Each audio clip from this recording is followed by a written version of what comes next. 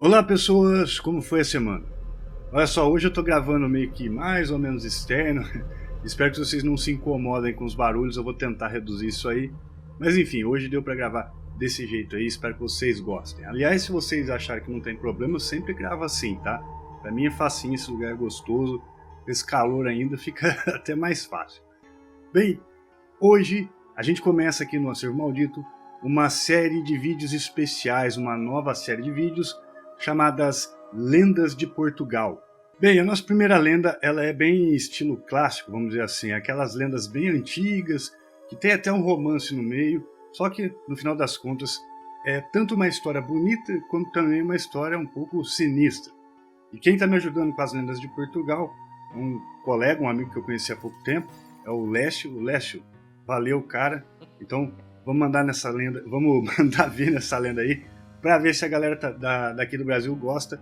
E também é uma maneira de homenagear. Nossa, gente, hoje tá difícil. Uma maneira de homenagear a galera de Portugal, que também assiste o canal aqui, tanto quanto a galera que é BR, que a gente sempre tá junto aqui. Bom, vamos à história. Bem, em Portugal existe um local chamado Porto Brandão. E é um porto, obviamente, onde se atracam navios, esse tipo de coisa. E ele é muito antigo, é um porto muito antigo. Aliás, ele supostamente teria recebido esse nome por causa da lenda de um homem chamado Brandão. Bem, tudo aconteceu na época em que o Brasil ainda estava nascendo. Nessa época aí, esse Porto Brandão já servia para a construções de vários navios, caravelas, esse tipo de veículo marítimo, vamos dizer assim, no geral, até barquinho pequenininho os caras faziam ali. E, obviamente, para fazer esse tipo de coisa, era preciso de quê? De ajuda, de conhecimento em carpintaria. Então, ali naquele local tinha muito carpinteiro que entendia dos esquemas navais, aí, sabia construir barcos de todos os tipos. Dentro dessa história aí, temos um homem chamado Brandão, que era carpinteiro, e ele construía ali os navios, trabalhava ali. Eu não sei se ele era aprendiz ou se ele era carpinteiro mesmo. De qualquer forma, os nobres tinham seus navios feitos para a expedição e Brandão trabalhava ali na construção desses navios. Bem, vai vendo só. Entre os nobres ali havia um senhor muito rico, muito poderoso, que tinha uma filha e o seu nome era Paulina.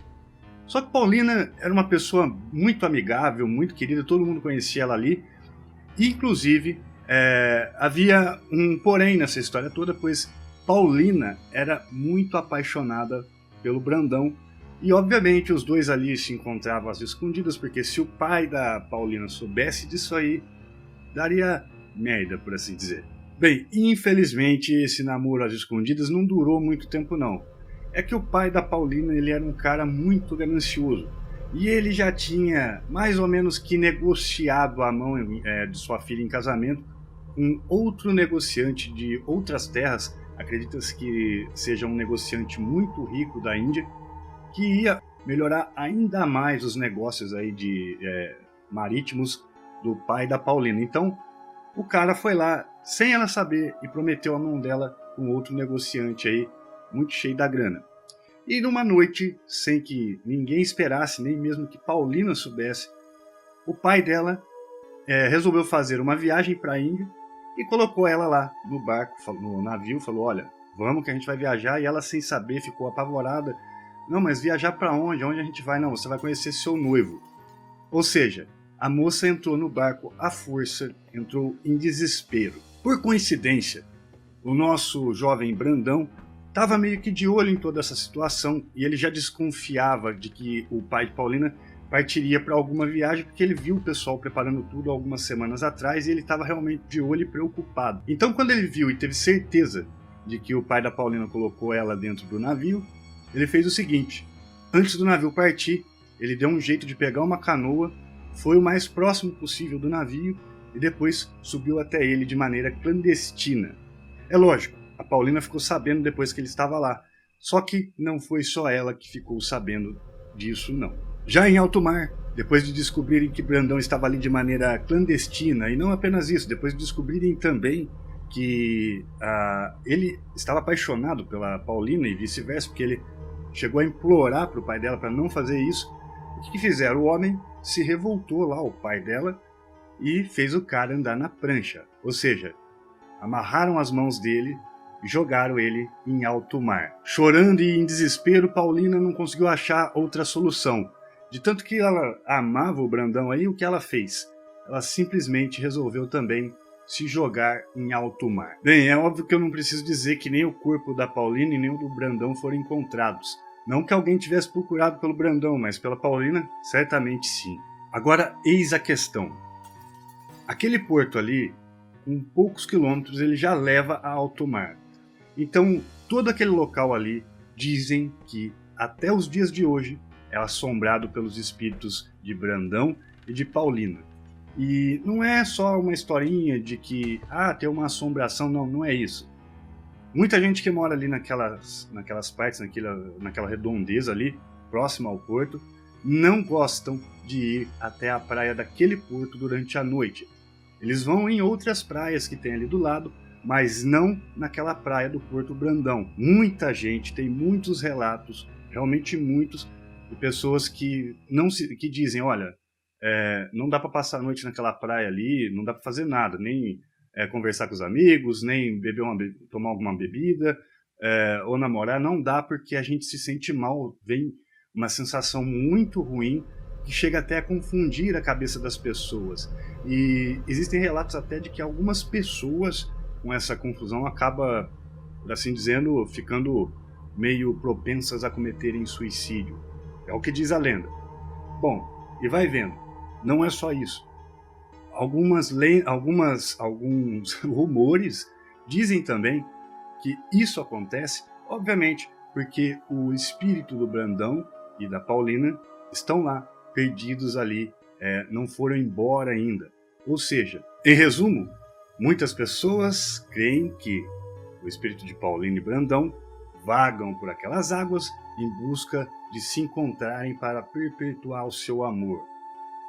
E com isso, as pessoas acabam sentindo influências negativas naquele local, porque, embora eles sintam um amor eterno um pelo outro, ainda assim, dizem que os dois espíritos têm um poder vingativo, uma presença vingativa por conta do que aconteceu com eles em vida.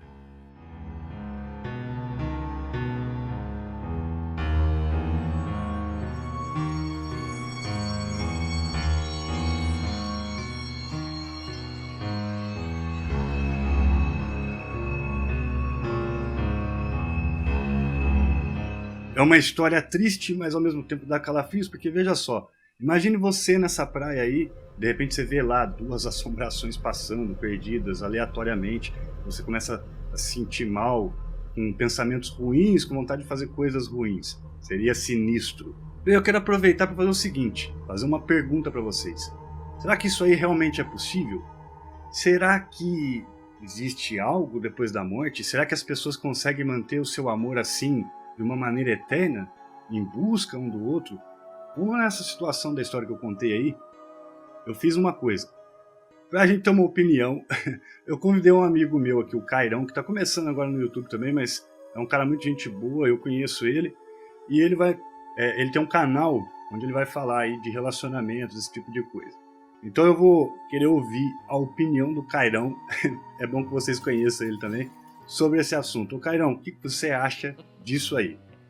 Poxa, João, pior que eu acredito, cara. A força do amor, ela consegue ser tão grande, tão forte, que ela pode inclusive chegar até você da pior forma possível, ou seja, na forma de assombração. Quem diria, cara, que esses pais, separando esse casal, muito tempo depois ia desencadear uma lamentação tão grande dessas duas almas, suficiente para perturbar de noite quem passa pela praia, cara. Eu fico aqui imaginando na minha inocência quantas pessoas mais medrosas, óbvio, deixaram de ir nessa praia só por causa dessa lenda, hein? Quantas? Valeu, Cairão. Galera, eu deixo depois o link aqui na descrição do canal do Cairão, tá? Pra quem quiser conhecer ele um pouco mais, eu deixo aqui na descrição.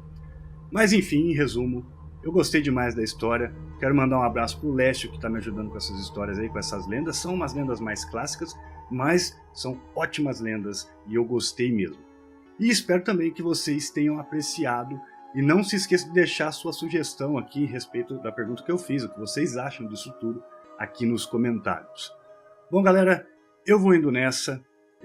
Não se esqueçam de dar o joinha, compartilhar o vídeo. Preguiça de dar joinha, a gente não vai pra frente assim. Dá o joinha, compartilhe o vídeo e não se esqueça, se é novo ou nova por aqui, inscreva-se no canal. O sol já foi e eu também. Um forte abraço e até o próximo vídeo. Fui!